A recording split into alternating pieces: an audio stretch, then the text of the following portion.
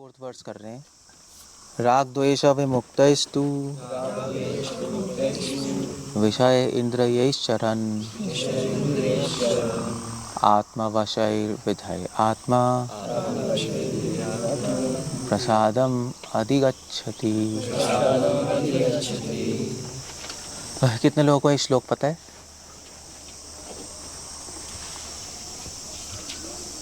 देखो, कितने लोगों को ये श्लोक पता है? बस इतने ही, 2 ही जनों को पता है श्लोक। अब आता है श्लोक? हाथ खड़ा करो ना। कितने लोगों को पता है श्लोक? उसके आपसे मैं मीनिंग बताऊंगा ना। अश्वरी क्या कर रहे हो यार? मुझे जानना है ना, कि तभी एक्सप्लेन कर। एनीवे, सो ठीक है, चलो मैं बेसिक से चलना पड़ेगा। सो भगवान क्या कह रहे हैं कि राग द्वेष विमुक्तस्तु, राग और द्वेष से मुक्त होकर, विमुक्त, विषय इंद्रिय चरण, जो इस संसार में अपनी इंद्रियां चलाता है, काम करता है, आत्मा वशैर विदेहात्मा, वो उसका और उसका माइंड अपने कंट्रोल में है और भगवान को सरेंडर्ड है, उसी को प्रसादम, उसी को भगवान की कृपा प्राप्त होती है। ये आपने सुना होगा कई बार, मैंने बोला भी है श्लोक पे, बट मैं इसका एक डिफरेंट एंगल देने वाला हूँ आज। भगवान ये कह रहे हैं जो राग और द्वेष से मुक्त है। अब यहाँ पे क्वेश्चन आता है कि राग और द्वेष क्या है, क्योंकि राग द्वेष से मुक्त तो तब होगा ना जब समझ आएगा राग और द्वेष क्या है। और वैसे भी 20-30 साल आपको यही लग जाएंगे समझने में राग और द्वेष क्या होता है, क्योंकि इंसान कॉम्प्लेक्स चीज़ जल्दी समझ लेता है, सिंपल चीज़ समझ नहीं पाता, और इसीलिए हमें किसी भी प्रोसेस में सक्सेस नहीं मिलती। इसलिए मैं कल ही बात कर रहा था किसी से, तो वो मुझे मतलब she was like expert teacher है कोई योगा की, तो ऐसे ही मैं बात कर रहा था उससे, कुछ फ़ोन पे ऐसे ही कुछ था, कुछ और पूछ रहे थे क्वेश्चन से। तो मैंने कहा तुम लोग का क्या एक्सपीरियंस है, मतलब एग्जैक्टली। काफ़ी अच्छा टीचर है वो। उसने एक ही लाइन की, उसने कहा मेरा एक्सपीरियंस है कि किसी भी प्रोसेस को सक्सेसफुल करने के लिए it's not important how much you do, it's important how you do. आप कैसे कितना कर रहे हो वो इम्पोर्टेंट नहीं है, कैसे कर रहे हो वो इम्पोर्टेंट है। इसलिए उसने कहा कि हमारे पास 1 साल 2 साल तक आते हैं सीखने, उनको कोई रिजल्ट नहीं आता। किसी को 3-3 हफ्ते में, 4-4 1-1 महीने में आ जाते हैं। और सेम चीज़ मुझे जिम वाले ने कही थी, हमारा डिवोटी जिम वाला, सेम चीज़ उसने कही थी मुझे।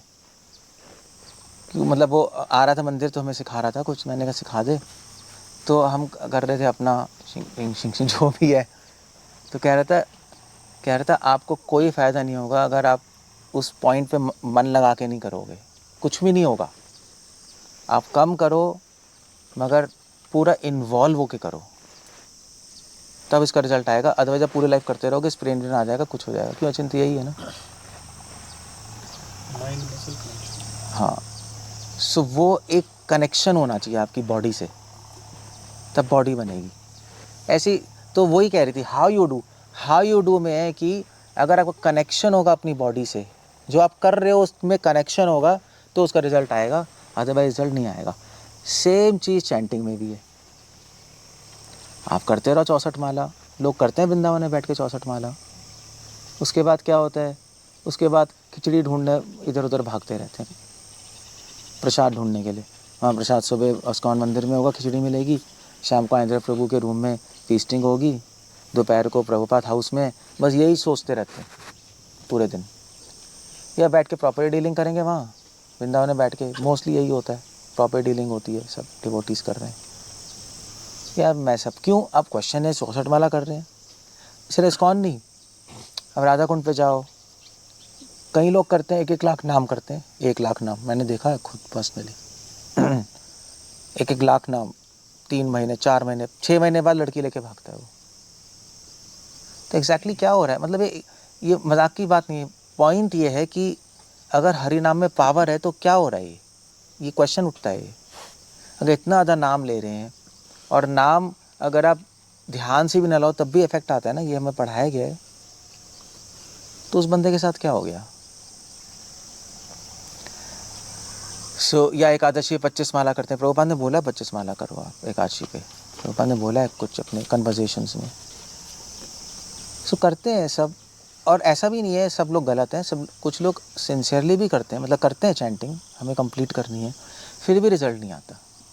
क्यों? क्योंकि वो प्रभुपाद की लैंग्वेज में क्वांटिटी में पढ़े, क्वालिटी में नहीं पढ़े। तो क्वालिटी मैं क्यों बता रहा हूँ अभी बताऊँगा मैं। क्वालिटी का मतलब है कि हाउ यू डू, कितना कनेक्शन बना के आप चीज़ कर रहे हो। तो चैंटिंग में आपका कितने इन्वॉल्व हो, कितना माइंड लग रहा है, कितने आपकी थिंकिंग इन्वॉल्व है, कितनी फीलिंग इन्वॉल्व है, कितनी विलिंग इन्वॉल्व है, कितनी इंटेंशन इन्वॉल्व है, उससे आपका उतना रिजल्ट आ जाएगा जल्दी जल्दी। अगर नहीं कनेक्शन होगा तो कुछ भी नहीं आएगा। आप 10 साल तक करते रहो, आप 20 साल तक जिम करते रहो, आपको बॉडी बनेगी नहीं, कनेक्शन नहीं होगा आपका बॉडी से, कुछ भी नहीं होगा। आप करके देख लो, योगा कर लो, कुछ नहीं होगा। सो एनीवे, जैसे मैंने भक्तिवेदांत प्रभु को बोला था कि आप डिप्स नहीं हो, डिप्स कहते हैं ना, डिप्स ही कहते हैं, डिप्स कहते हैं।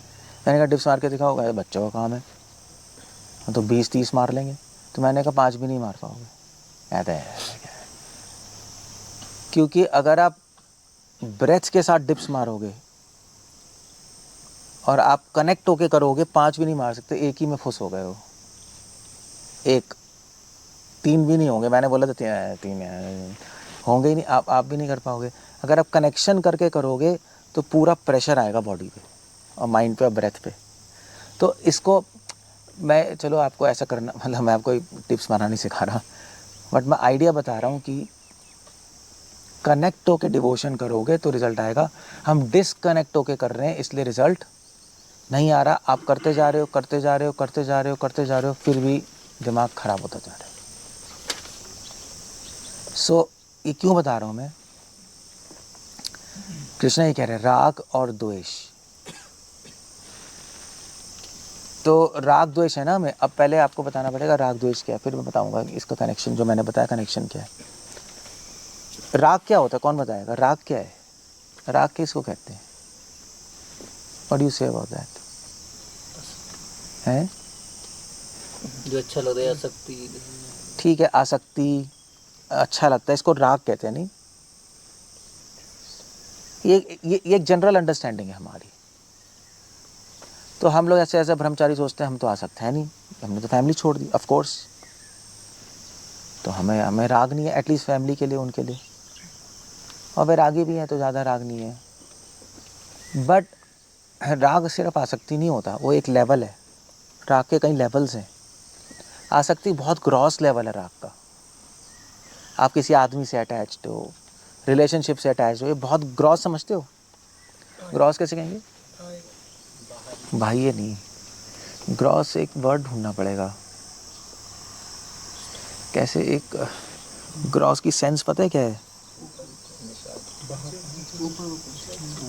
ऊपर ऊपर भी नहीं, मोटा मोटा पता नहीं कैसे कहेंगे, मुझे पता नहीं। एक ग्रॉस है, एक बहुत एक जैसे कुछ लोग मूर्ख होते हैं ना, ग्रॉसली मूर्ख होते हैं, बिना भावना के।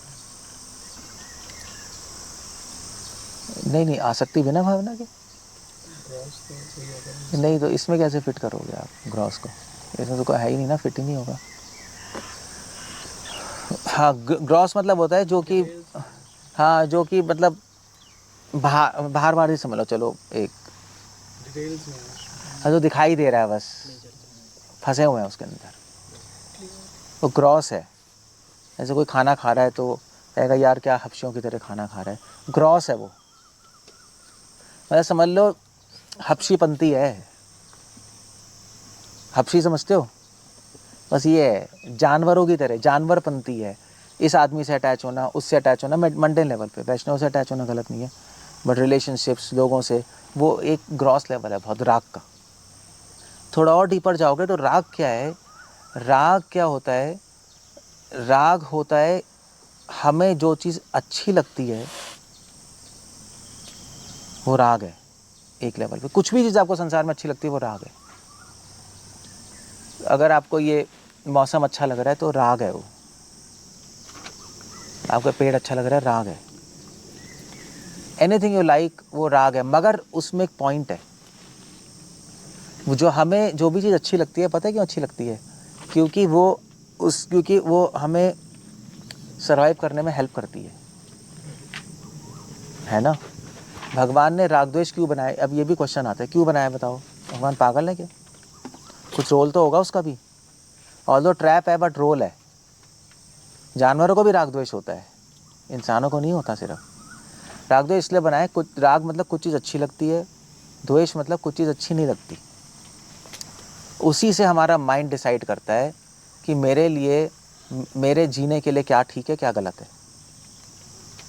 जो चीज़ अच्छी लगती है वो आपके जीने के लिए ठीक है, जो चीज़ बुरी लगती है वो चीज़ आपके जीने के लिए ठीक नहीं है। ऐसे जानवर तो सूंघते रहते हैं, जो अच्छा लगता है वो खाते हैं, जो अच्छा नहीं लगता नहीं खाते। तो अच्छा लगता, भगवान ने सिस्टम ही बनाया, उनमें तो दिमाग नहीं है ना पता लगाने के लिए क्या ठीक है क्या गलत है। तो भगवान ने राग द्वेष बना दिया और हमें सॉफ्टवेयर फिट कर दिया, तो वो जो अच्छा लगता है वो खा लेते हैं, उनके लिए सही होता है वो। हमारे लिए भी ऐसे ही है, हम जो खाते हैं हमें फीलिंग अच्छी आती है, इसका मतलब आपके हेल्थ के लिए अच्छा होगा। यही कहते हैं ना, जो रुचे सो पचे। और जो आपको अच्छा नहीं लग रहा कहते हैं मत खाओ, आपकी बॉडी डिमांड नहीं कर रही, आपको आपके हेल्थ के लिए अच्छा नहीं है। ये भगवान ने सिस्टम बनाया हमारे यहाँ राग द्वेष का, इसका रोल है, इसको राग द्वेष कहते हैं। एक सर्वाइवल का सिस्टम है, एक राग द्वेष सर्वाइव करने के लिए सिस्टम है एक। और सर्वाइव तो सभी करना चाहते हैं ना। एक सर्वाइवल रिफ्लेक्स है। सर्वाइवल रिफ्लेक्स समझते हो? जीने के लिए एक सर्किट बना रखा है, तो जीना सभी चाहते हैं, इसीलिए राग द्वेष हमारे में होगा ही होगा। आप उसको हटा नहीं पाओगे, आप हटा नहीं सकते। इसका मैं एक एग्जांपल देता हूँ। जैसे ड्रग्स है, आप ड्रग्स लो तो क्या होता है? तो आपको बहुत अच्छा लगेगा, अच्छा लगेगा ना, बहुत बहुत ही अच्छा लगेगा। आप किसी ने लिया यहाँ पे ड्रग्स? नहीं ली ना। शराब पिए? शराब तो पी होगी किसी ने, चलो ठीक है, याद है ठीक है। सो अगर आप ड्रग्स पियोगे ना तो आप बिल्कुल हाई चले जाते हो, हाई, बिल्कुल हाई। आप सब कुछ भूल जाओगे, सारी टेंशन ख़त्म, सारा आपके दर्द भी हो रहा होगा ना यहाँ पे, ख़त्म हो जाएगा सब ख़त्म, सारा स्ट्रेस ख़त्म। आपको लगेगा हवा में उड़ रहे हो, ब्लिस में हो गया। मगर जब ड्रग छोड़ोगे फिर क्या होगा आप बताओ? ऐसे कि मरने वाला हूँ। फिर क्या लगेगा आपको? लगेगा कि आपका माइंड मांगेगा उसको। पता है क्यों? इसलिए नहीं क्योंकि वो अच्छी लगती है, इसलिए नहीं होता। ड्रग से आपको इतना अच्छा लगेगा कि ज़िंदगी में आपने कभी ऐसा एक्सपीरियंस ही नहीं किया होगा, इतना अच्छा। और ना उसके बाद करोगे आप किसी भी चीज़ में, और ब्लिस होगा। आप हवा में उड़ रहे होगे, आप पत्ती देखोगे तो पत्ती में ही आपको सब बहुत कुछ दिखाई देने लगेगा। इसी की पत्ती के अंदर ही आपको इसकी वेन सब कुछ दिखाई देगा। हो गया, ये क्या हो रहा है? एक इंसान देखोगे, इंसान के इमोशंस आपको दिखाई देने लगेंगे, म्यूज़िक दिखाई देने लगेगा, अजीब सा आप में एक सुपरनैचुरल पावर्स आ जाएंगी। तो ये आपको बहुत, तो ऐसा है। जब छोड़ोगे तो क्या होगा? तो माइंड मांगेगा उसको। पता है क्यों? क्योंकि राग है, राग का सॉफ्टवेयर है ना। माइंड कहेगा यार इस चीज़ में मुझे अच्छा लगा, इसका मतलब ये मेरे लिए, मेरे जीने के लिए ठीक है, इसलिए मुझे चाहिए। क्योंकि माइंड ठीक और सही से नहीं चलता, माइंड अच्छे और बुरे से चलता है। ठीक और सही से बुद्धि चलती है ना। माइंड अच्छे बुरे से चलता है। तो माइंड कहेगा अच्छा है, इसका मतलब मेरे लिए ठीक है, नेचुरली ऐसे सोचेगा। मुझे और ड्रग चाहिए, और ड्रग चाहिए, फिर छोड़ नहीं पाओगे आप। सर्वाइवल के लिए है वो। इसको कहते हैं राग। तो मैं बताना चाहता हूँ, राग मतलब किसी भी चीज़ से आप अटैच तो क्यों हो? क्योंकि उसको आपको सर्वाइवल में हेल्प मिल रही है आपको। जीने के लिए आपको हेल्प मिल रही है, इसलिए अच्छा लग रहा है आपको। द्वेष क्या है? आपको वो चीज़ बुरी लग रही है, क्यों? क्योंकि आपके जीने में वो रुकावट है। तभी तो किसी आदमी से राग होता है, किसी आदमी से द्वेष होता है। क्यों होता है, बताओ मुझे। क्यों किसी आदमी से राग होता है, बताओ। क्यों वो अच्छा लगता है हमें? अब बताओ क्यों? फैसिलिटी प्रोवाइड कर रहा तो क्यों वो अच्छा, आपको वही आदमी अच्छा लगेगा जो आपको जीने के लिए चीज़ें देगा। आश्रम में ऐसे ही तो है, हमारी केयर नहीं हो रही, गुंदे लगेंगे आश्रम वाले। हमारे जीने में प्रॉब्लम आ रही है, इमीडिएटली गंदा लगेगा वो। और ठीक है, अब प्रॉब्लम है, शादी कर लेते हैं। शादी करके क्या होगा? वाइफ हेल्प करेगी जीने में, नहीं, खाना देगी, पुच्ची करेगी, मतलब इमोशनल सपोर्ट देगी, प्यार देगी, तो आपको जीने में हेल्प मिल रही है, तो वो अच्छी लगेगी आपको। That's all. जिस दिन उससे लड़ाई होगी, गंदी लगने लगेगी, क्योंकि आपकी लाइफ में रुकावट है। कोई भी चीज़ आपकी लाइफ में सपोर्ट कर रही है, उससे राग होगा आपको, ये देख लेना। कोई भी चीज़ आपको लाइफ में ऑब्स्ट्रक्ट कर रही है, उससे द्वेष हो जाएगा, बस। और हमारा माइंड ऐसे ही चलता है, इसको कहते हैं राग द्वेष। तो राग द्वेष के पीछे ये है, राग द्वेष मत देखो आप, उसके पीछे है आपका सर्वाइवल रिफ्लेक्स। चाहते हो आप, ये नहीं चाहते कि आपके रास्ते में कोई जीने में रुकावट आए। अब मुझे बताओ कि अगर किसी के जीने में रुकावट आती है, उसको गंदा लग रहा है, किसी के जीने में सपोर्ट कर रहा है, उसको सही लगता है, इसको क्या बोलते हैं? ऐसे लोगों को क्या बोलते हैं? ऐसे लोग बोलते हैं असुर। असुर की डेफिनेशन ये है।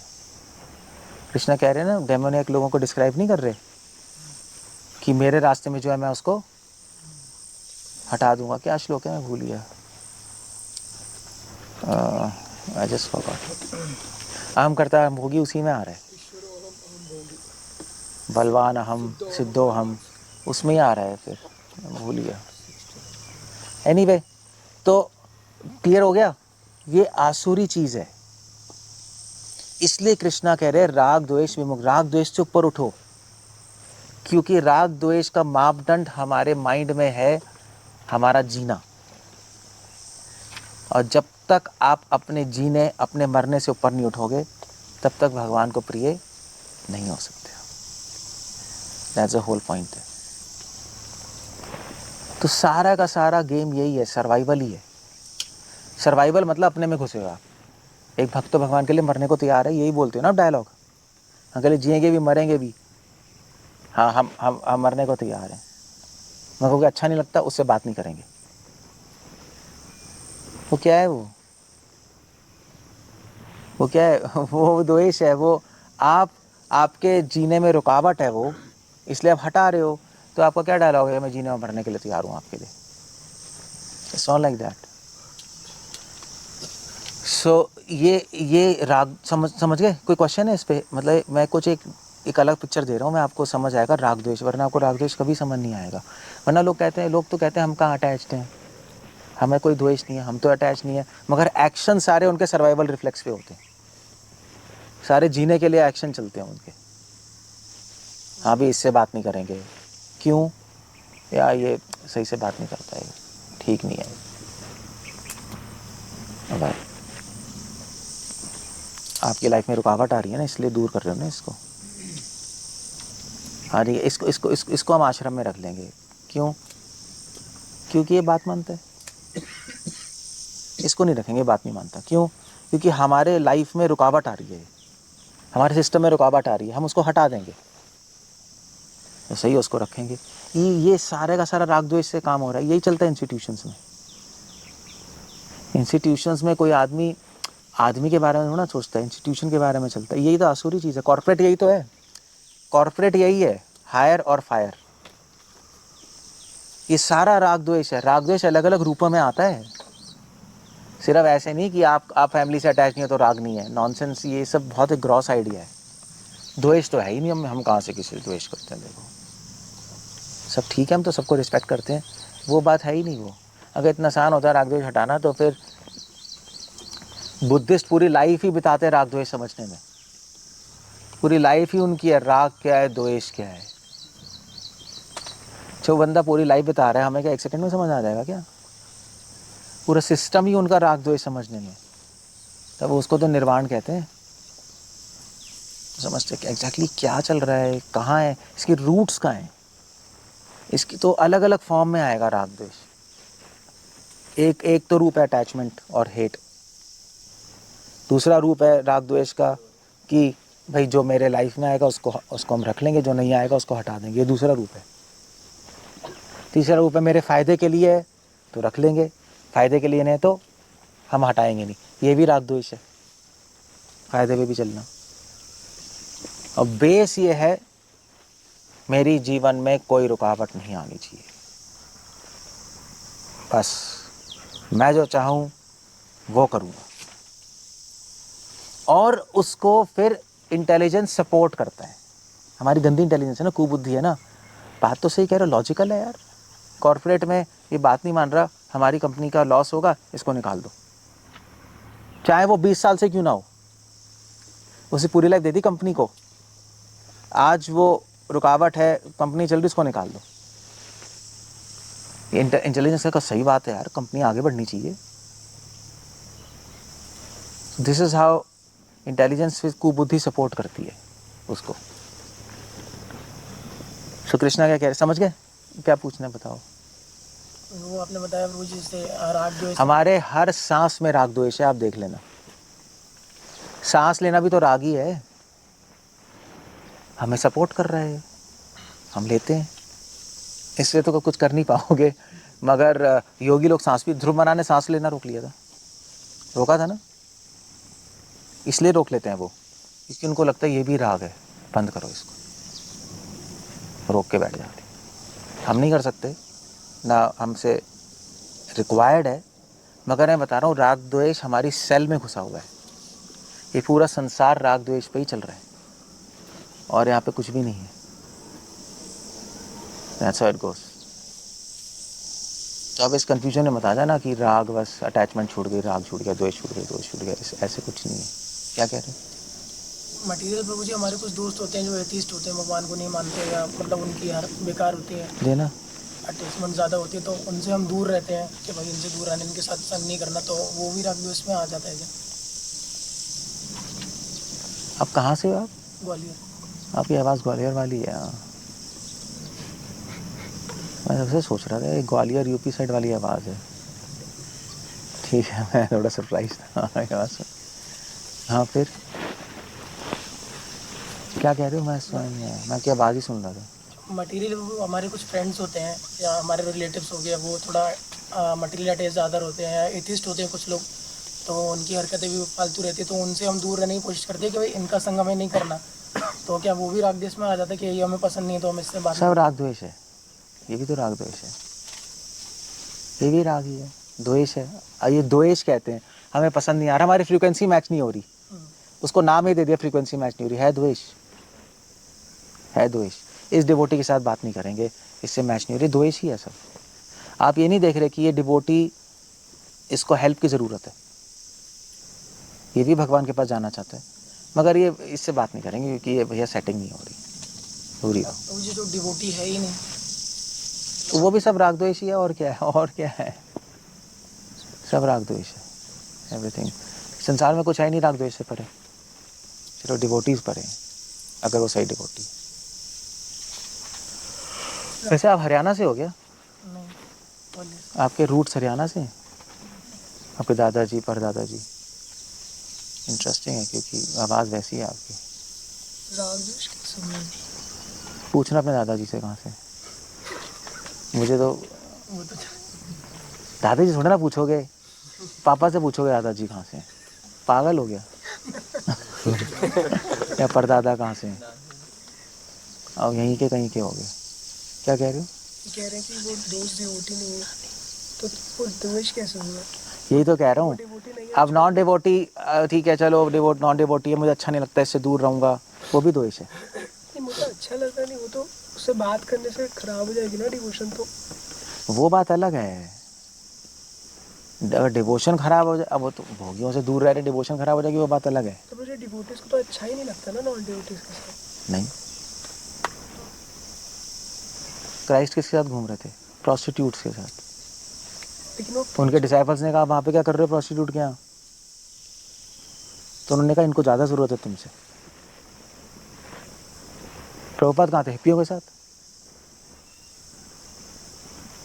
आप तो इसलिए दूर रह रहे हो ना क्योंकि हमारी भक्ति खराब हो जाएगी। ये भी राग द्वेष में चल रहा है। जो महान लोग होते हैं वो कहते हैं नहीं हमारी ज़रूरत है इनको। ऑफ कोर्स ये बात है कि है तो राग द्वेषी, बट आपको करना पड़ेगा क्योंकि आपकी भक्ति सही में खराब हो जाएगी। बट है राग द्वेषी। जब उड़ जाओगे तो प्रभुपाद महात्मा जैसे बन जाओगे। आप जाओगे मैं इनकी हेल्प करूँगा, आपको कुछ होगा नहीं उस टाइम, आपकी डिवोशन स्ट्रांग हो जाएगी ना। हमारे सारे एक्शन राग द्वेष से चलते हैं और कुछ नहीं है। अनुकूल से प्रातिकूल से भी हमारे सटल लेवल पे राग द्वेष ही चल रहे हैं अभी, कंडीशनड है ना। हाँ ठीक है, असत्संग त्याग ही वैष्णवाचार। तो ये भोगी गंदा है, ये भोगी सही है, इसको प्रीचिंग करेंगे, ये सही है। जो साइको है उसमें भी हमारा अपना ही डिसीजन होता है। अनुकूल भी हम अपने मन से लेते हैं, भक्ति देख के कौन लेता है? प्रतिकूल भी हम मन से ही छोड़ते हैं, भक्ति देख के तो बहुत ही कम करते हैं। मिक्सचर होता है सब, तो उसमें राग द्वेष मिक्स्ड है बस। ये तो महात्मा अगर ये श्लोक पढ़ेगा तो वो क्या नहीं लेगा अनुकूल। एक सेकंड है, रागद्वेष वर्डिंग इस शुरुआती साधक के लिए थोड़ा इजी है। ये तो द्वेष समझ नहीं आता किसी को, हाँ जी, द्वेष समझ नहीं आता कि द्वेष तो कहता है मैं करता ही नहीं मैं किसी से। द्वेष की यहाँ से घृणा हो गई। नहीं, द्वेष की सेंस है कि आपके मजे में, आपकी लाइफ में जो रुकावट है मैं उससे दूर रह रहा हूँ, वो द्वेष है। ये द्वेष है। लेकिन असत्संग त्याग में इसको आप कैसे? असत्संग तो ठीक है, वो एक अलग चीज़ है, उसमें तो अनुकूल प्रतिबंध भी देखे वो ठीक है। आप भोगियों से दूर रहो, में जाएंगे तो सभी द्वेष। हाँ आप दूर रहो भोगियों से, वो बात अलग है। उसको मिक्स नहीं करेंगे क्योंकि अदरवाइज कन्फ्यूजन हो जाएगी। हम जहाँ हो वहाँ की बात कर रहे हैं। राग द्वेष वैसे ही चल रहा है हमारे अंदर। बख्शी ठाकुर के टाइम सन्यासी कहते हमें ये रूम चाहिए, हमें ये रूम चाहिए। सन्यासी भी राग द्वेष में थे। बच्चा ने कहा मंदिर ही तोड़ दो। इसकी ब्रिक्स बेच के किताबें कर लो, वो भी राग द्वेष है। सो एक सिंपल डेफिनेशन ये है राग द्वेष की। सो आप देखो, आप ऐसे ही चलते हैं हम लोग बस। इंस्टीट्यूशन में हेल्प कर रही है जो ठीक से नहीं चल रही है, सारे सोल्यूशन काफ़ी प्रॉब्लमेटिक होता है इंस्टीट्यूशन। देखो एक इंस्टीट्यूशन लेवल पे आदमी अजीब अजीब डिसीजंस लेता है, मगर इंस्टीट्यूशन स्पिरिचुअल वैल्यूज़ के बीच में आनी नहीं चाहिए आइडियली, अदरवाइज वो इंस्टीट्यूशन कोलैप्स हो जाती है। और वैसे भी किसी भी इंस्टीट्यूशन को आप कंटिन्यूस रख ही नहीं सकते, आप कितने ही रूल्स बना लो। बॉडी मठ कोलैप्स हो गया, क्या हुआ है, मगर अंदर से कोलैप्स्ड है। ऐसे सारे इंस्टीट्यूशन के साथ होता है, जब तक कोई आचार्य नहीं आता उसको उठाता नहीं। चीज़ वो चलती है जहाँ पे वैल्यूज़ रिटेन रहती हैं। वैल्यूज समझते हो? वैल्यूज़ कैसे कहेंगे? वैल्यूज़ यार हिंदी अरे हिंदी, हाँ, जहाँ पे धर्म तो एक बड़ा वर्ड हो गया।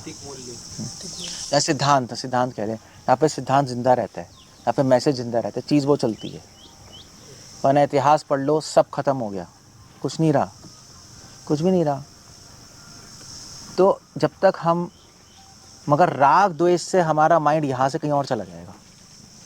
इंस्टीट्यूशन है, इंस्टीट्यूशन चलानी है, तो ये भी करना पड़ेगा, ये भी करना पड़ेगा, प्रैक्टिकल होना पड़ेगा। प्रैक्टिकल आप हो गए तो आपका इस जीवन में चल जाएगा, नेक्स्ट जनरेशन चलेंगी नहीं। आप सोच रहे हो चलेगी, मगर नहीं चलेगी, चलती नहीं वो चीज़ें। आप हिस्ट्री उठा के देख लो ना, उसमें क्या है, रिसर्च कर लो आप। गौड़िया मठ नहीं चला क्योंकि वो लोग इंस्टीट्यूशन में घुस गए थे। बख्शी ठाकुर के जाने के बाद कोलैप्स ही हो गया, प्रभुपाद को अलग बनाना पड़ा। अगर यहाँ पे भी आप प्रिंसिपल्स मैसेज पे फोकस नहीं करोगे और इधर उधर आपका फोकस होता रहेगा। राग द्वेष ही तो है कि भी हमें इतने लोग चाहिए तब हमारा सिस्टम चलेगा। राग ही तो है, सर्वाइवल रिफ्लेक्स है ना, वो सर्वाइवल के लिए है वो। आपके आप सर्वाइवल से देखोगे तो समझ आएगा राग द्वेष। ये बता रहा हूँ मैं, हमें इतने लोग चाहिए ये आश्रम में सिस्टम चलाने के लिए, वो आपका राग है, आप सिस्टम चलाना चाहते हो। आपको कोई मतलब नहीं है कि हमें सिद्धांत को आगे करना है, वैल्यूज़ को बचाना है। तो हाँ, सिस्टम चला के वैल्यूज़ बच भी सकती हैं, ये भी बात होती है। सिस्टम नहीं होगा तो वैल्यूज़ भी नहीं बचेंगी, बट उसकी कॉस्ट पे नहीं होना चाहिए। ऐसा नहीं होना चाहिए कि सिस्टम चलाने के चक्कर में वैल्यूज़ सिद्धांत छोड़ दो, वो नहीं होना चाहिए। और वही हो रहा है एक्चुअली, वही रहा है। सो आदमी कोई इंस्टीट्यूशन नहीं रहा, सब खत्म हो गई जो ऐसे चले, सब फिनिश हो गई। वो ये सब राग द्वेष है। आपको जब भी राग द्वेष समझना है तो आपको सर्वाइवल पे आके जीना पड़ेगा। मेरा सिस्टम, मैं, मेरी फैमिली, मेरा समाज, अगर आप अगर सोच रहे हो जिंदा कैसे रहेगा और फिर डिसीजन ले रहे हो आप राग द्वेष में, तभी तो प्रभुपाद ने कहा कि कंट्री को भी बचाना वो भी राग द्वेष है। एक्सटेंडेड सेंस ग्रेटिफिकेशन ही तो है। मेरी कंट्री कैसे बचेगी, वो डिसीजन नहीं गलत है। वो महात्मा लोग ऐसे नहीं सोचते ये मैं कैसे बचूंगा, मेरी चीज़ कैसे बचेगी, नहीं, वो दूसरे के बारे में सोच रहे होते कि ये कैसे बचेगा, वो ये सोच रहे होते, तब चीज़ें चलती हैं।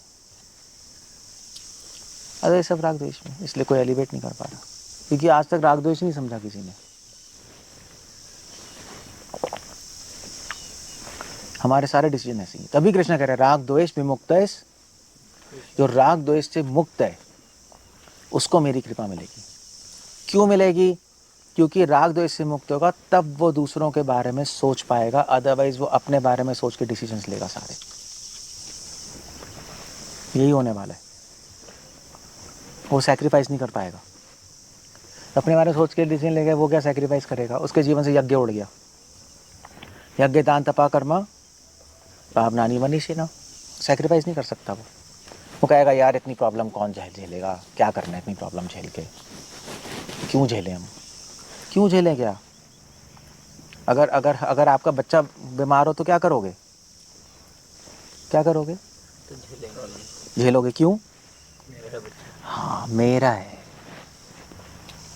मेरा जीवन है ना, मेरे जीवन के लिए ठीक है। मैं मर जाएगा, मैं मर जाऊंगा, कनेक्शन है ना। सिस्टम में अगर कोई प्रॉब्लम कर रहा है, नहीं यार इसको क्यों झेलना है, क्योंकि मेरे सिस्टम में प्रॉब्लम है, ये इसको हटा दो। तो ये सब डिसीजन राग द्वेष से चलते हैं। ये कृष्ण कह रहे हैं मुक्त तो विमुक्त है। विमुक्त मतलब होता है, मुक्त मतलब हटाना, विमुक्त मतलब होता है पूरी तरह हटा दो इसको। ऐसे डिसीजंस मत लो लाइफ में, गलत होंगे, सेंटली डिसीजंस नहीं होंगे, इंस्टीट्यूशनल डिसीजंस होंगे। आप अपने आप को बर्बाद करोगे, आने वाली पीढ़ियों को भी बर्बाद करोगे आप। कि कोई भी जनरेशन नहीं चलती इंस्टीट्यूशन से, आप देख लेना। क्राइस्ट ने कोई इंस्टीट्यूशन तो बनाई नहीं, 12 लोग लेके घूम रहे थे, आज तक जिंदा है क्रिश्चियनिटी। प्रॉफेट मोहम्मद ने कोई इंस्टीट्यूशन नहीं बनाई, आज तक जिंदा है। प्रभुपाद ने बनाई इंस्टीट्यूशन, रिक्वायर्ड था, बट प्रभुपाद ने इंस्टीट्यूशन से ऊपर प्रिंसिपल्स को रखा। तभी प्रभुपाद की ट्रस्ट देखो आप, ट्रस्ट में क्या है, अजीब सी ट्रस्ट है जो उसने बनाई है, वो वहीं से लिया है वो ट्रस्ट के रूल्स वही हैं कि रेगुलेटरी प्रिंसिपल्स फॉलो करने हैं, 4 नियम, यही है ना ट्रस्ट, है ना, यही पूरी ट्रस्ट बना रखी है। आओ यार, 4 नियम फॉलो करने, 10 नाम अपराध, ये कौन लिखता है ट्रस्ट में, बताना? ट्रस्ट की लीगल डीड में कोई नहीं लिखता है, प्रभुपाद ने लिखा। लीगल डीड में तो लिखते हैं, लीगल डीड ट्रस्ट की बनती है चैरिटेबल इंस्टीट्यूशन की, लीगली, कि भैया हम लोग समाज की सेवा करेंगे, ये करेंगे, कि इससे सैंक्शंस मिलते हैं। ट्रस्ट की डीड में कोई नहीं लिखता है हम अपराध हटाने हैं, तो आप पागल, लीगल में क्या लिखना है, अपराध हटाने, बताना। वो जब कोर्ट में जाएगा ये क्या है, 16 माला करनी है। प्रभुपाद ने लिखा है ये ट्रस्ट में, ये प्रिंसिपल्स, प्रभुपाद ने प्रिंसिपल्स को ऊपर रखे। प्रभुपाद तो कह भी रहते कि जब ये प्रॉब्लम हुई थी इस्कॉन में कि भैया कुछ प्रॉब्लम शुरू हो गई थी बहुत ज़्यादा, प्रिंसिपल तोड़ने लगे थे। प्रबंधन ने कहा मैं इसको कौन छोड़ रहा हूँ, तुम संभाल लो। तो बिग टसल प्रॉब्लम हो गई थी बीच में। प्रबंधन ने कहा जापान से फ़ोन किया, मैं छोड़ रहा हूँ बस। ये सब घबरा गए, सब पागल हो गए। ऐसा भी है। सो क्लियर हो गया। इसको कहता है राग द्वेष। राग द्वेष समझना है तो सर्वाइवल से देखना, अदरवाइज कभी समझ नहीं आएगा आपको। एक जानवर में भी राग द्वेष है, वो अपनी सर्वाइवल से चल रहा है। इसका रोल है जीने के लिए, जीने के लिए ही बनाया भगवान ने। मगर भक्ति करनी है तो इससे बाहर निकलना पड़ेगा, क्योंकि भक्ति में हम अपने जीने के बारे में नहीं सोचते, भक्ति में हम भगवान के काम के बारे में सोचते हैं और लोगों के कल्याण के बारे में सोचते हैं। अदरवाइज प्रॉब्लम हो जाएगी आपको, आप फंस जाओगे चीज़ों में। जैसे और लोग फंसे हुए हैं इंस्टीट्यूशंस में, ऐसे आप भी फंस जाओगे। क्योंकि देखा देखी आदमी का दिमाग फंस जाता है ना चीज़ों में, गलत चलने लगता है। तो कृष्ण कह रहे हैं इससे ऊपर उठो, राग द्वेष मुक्त है that's a good idea. Clear हो गया।